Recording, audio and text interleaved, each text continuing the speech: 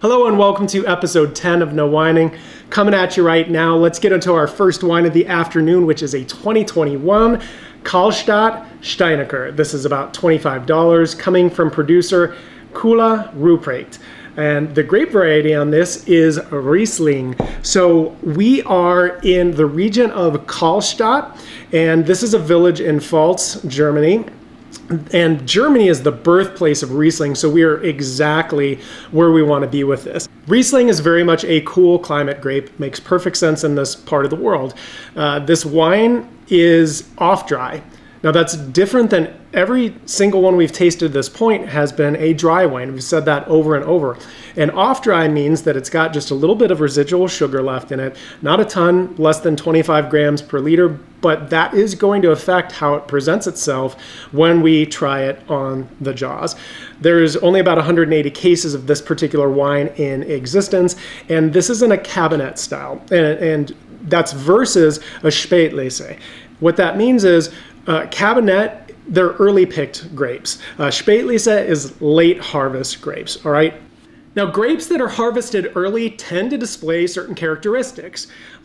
We get fresh citrus fruits, higher acidity, we're gonna have lower alcohol with a lighter body in the wine versus grapes that are late harvest, which are much more likely to show riper and even sometimes tropical fruits. It's gonna have lower acidity, a much fuller body, and higher alcohol. And we're gonna revisit this in the next episode because this is gonna tie in really well. We're actually, just to give you a little bit of a preview, going to try a Spätlese in the next one. So we're gonna have something to compare this against. They also have more color because the grapes are riper. Plus, Riesling is one of the very few white wines out there where the juice is left in contact with the skins for a short period of time in order to enhance aroma and flavor. Now, nowhere near as much contact time is the wine, the orange wine in our last episode, the one from Slovenia, but there is skin contact nonetheless, which is unique for white wines. These grapes were grown in a gravelly sandstone and loess mix on top of a limestone floor, and the fermentation was spontaneous, and it was done in large wooden vats, and this wine was kept on the lees for 10 months. So here we go, ladies and gentlemen. Okay, I'm going to call this a pale yellow color, and what's interesting is there may be a little bit of what's called pétillance, and what that is a very light effervescence in the wine itself. It's when CO2 is left over from the fermentation process, and so it's just trace amounts. It's very, very little, nowhere near what you would have in a sparkling wine, but just a little bit of fizz. Okay, let's try this on the schnoz. Definitely getting some citrus lemon from this, along with some green apple, maybe a little bit of peach. There's also a little bit of honey in here, and on the floral side, some violet. Let's try this on the jaws.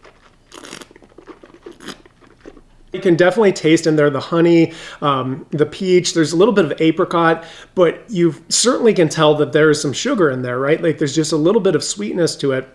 It's very, very highly acidic, a medium body. It's got a nice texture and mouthfeel to it. Really good length. It's still going, and it's finishing with green apple. So that's a good wine to start with. I like it. I don't love it, but it's very good. So let's go into wine number 2. All right, this is a 2021 Bourgogne Pinot Noir, and this is around $35 from producer Joseph Faiveley. This is coming from the region of, again, Bourgogne, which is the French way of saying Burgundy. This is specifically coming from Nuits-Saint-Georges in the Côte d'Or region. This area's economy is basically completely centered around winemaking, and it's the home of very classic Pinot Noir and Chardonnay, so very, very exciting area. Lots and lots of history, especially from the wine front. This particular climate is intermediate continental. It's cool, it's wet, it has a really short growing season, which is actually perfect for those grapes, right? For Pinot Noir, for Chardonnay. Perfect for those. And this kind of climate, along with clay limestone soils, would lead us to anticipate fresh fruit, high acidity versus lower acidity and riper fruit that would happen if you're in a warmer climate with longer growing seasons. So again, just thinking about the setup and the structure underneath the wine that kind of builds and all kind of crescendos into the final experience of the wine. This wine was aged 12 to 24 months in French oak barrels and stainless steel vats. There was no fining, so it may be slightly hazy. It might not, but it could have some.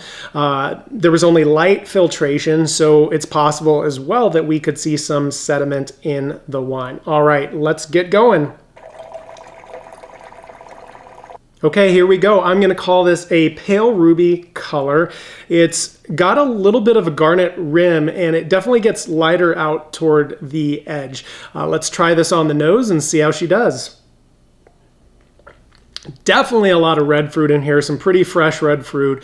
You've got like strawberry, cherry, cranberry. Let's see what else is in here. Got some cinnamon, some clove, even got on the floral side some rose. And it's got a hint of leather to it. Let's try it on the jaws and see how it does. The cranberry is definitely coming through on the palate. It's got cinnamon. It's actually a pretty spicy wine. This reminds me, oddly enough, of the Cabernet Franc from Colorado from like episode 6 or 7 or whatever that was, which is bizarrely interesting because I wouldn't have anticipated that at all. But this is a probably medium minus in terms of body, I would say. It's a dry wine, medium plus in acidity, medium in terms of tannins. This definitely showcases tart red fruit flavors. Decent complexity, like I appreciate it for that. It's got fruit to spice to floral, and then on the finish we've got the cinnamon there.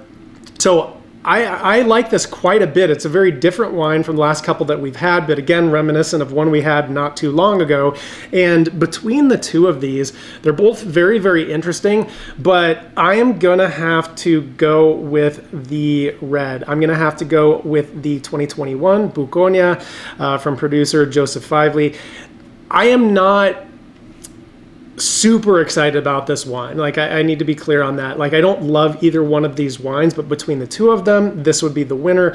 If you like Pinot Noir, something that is not quite as big as like a Cabernet or a Merlot, and it's a lot more elegant, that this would be a great choice for you. So I hope you enjoyed the wine and learned from the episode, and I will see you in the next one.